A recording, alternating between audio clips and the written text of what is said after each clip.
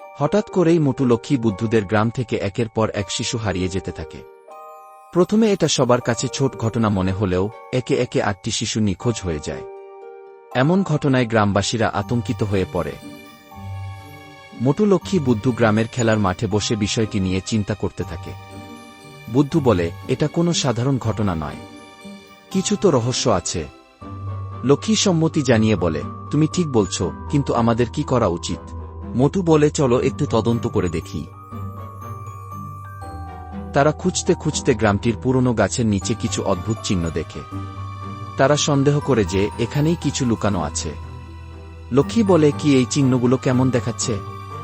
মনে হচ্ছে কেউ এখানে কিছু লুকিয়ে রেখেছে গি। বুদ্ধু বলে, ঠিক বলেছ, আমি তো বলেছিলাম এই রহস্যের কোনো দুষ্টু শক্তি থাকতে পারে কি। মোটু গভীরভাবে ভেবে বলে, আমাদের আরও গভীরভাবে খোঁজ নিতে হবে। তারা এক পুরনো সিন্দুক খুঁজে পায়, যেখানে কিছু রহস্যময় চিঠি এবং ছোট প্যাকেট রয়েছে। সেসব চিঠি থেকে তারা জানতে পারে যে গ্রামের কাছে একটি প্রাচীন মন্দির ছিল, যেখানে একটি দুর্ভেদ্য শক্তি মন্দিরের নিচে লুকানো ছিল। লক্ষ্মী প্রশ্ন করে, এগুলো কি?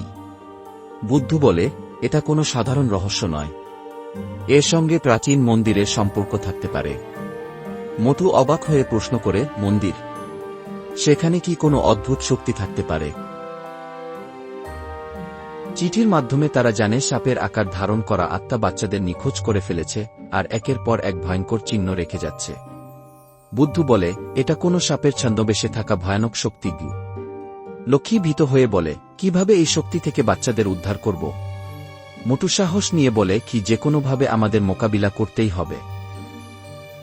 অশুভ শক্তিকে আটকানোর উপায় খুঁজতে খুঁজতে পুরনো মন্দিরে যায় তারা। হঠাৎ লক্ষ্মী এক পুরনো বই খুঁজে পায়। সেই বইয়ে একটি রহস্যময় মন্ত্র খুঁজে পায়, যার নিচে লেখা এটি সাপের শক্তিকে পরাস্ত করতে সাহায্য করবে। বইটি ছিল একটি গ্রাম্য পণ্ডিতের, যিনি অনেক বছর আগে গ্রামে থাকা এক প্রাচীন মন্দিরে এই মন্ত্রটি শিখেছিলেন। লক্ষ্মী বইটি পড়ে বুঝতে পারে অশুভ শক্তির বিরুদ্ধে এই মন্ত্র একমাত্র অস্ত্র।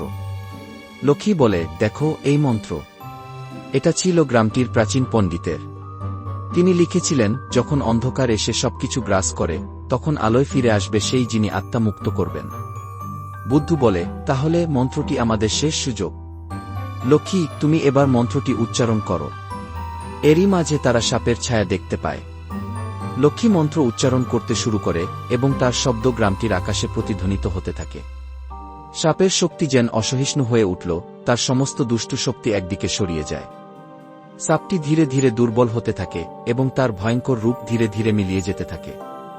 মন্ত্র পড়তে পড়তে লক্ষ্মী বলে, অশুভ শক্তি, তুমি চলে যাও, শান্তির পথে ফিরে যাও।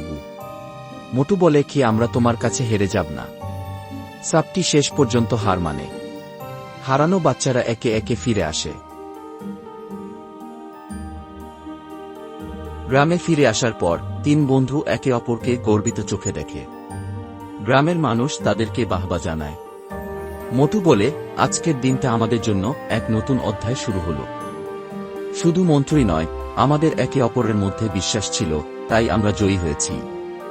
লক্ষ্মী বলে, হ্যাঁ, এই গ্রাম আর আমাদের বন্ধুত্ব আমাদের সঙ্গেই থাকবে।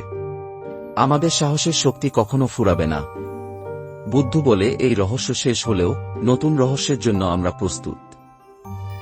এই গল্পটি আমাদের শেখায় যে সাহস, বন্ধুত্ব এবং বুদ্ধির শক্তি কখনোই হারতে দেয় না।